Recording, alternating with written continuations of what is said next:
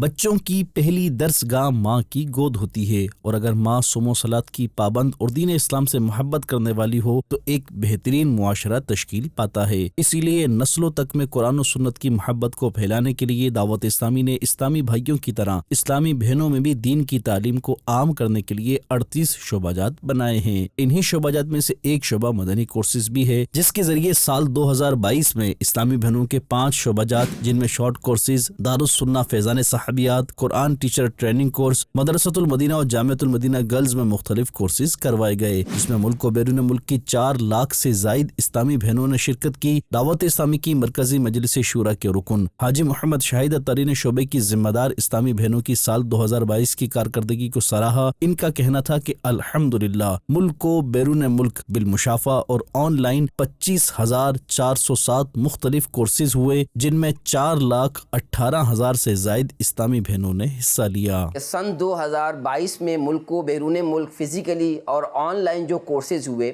ان کی تعداد 25,407 ہے، اور اس میں جن اسلامی بہنوں نے کورسز کیے ہیں ان کی تعداد 4,18,000 سے زائد ہے۔ مدنی چینل کے ناظرین، آپ بھی خود بھی کورسز کیجئے دعوت اسلامی کی شعبہ کورسز کے تحت، اور اپنے گھر سے جو آپ کی محرمات ہیں، آپ کی والدہ ہے، آپ کی بہن ہے،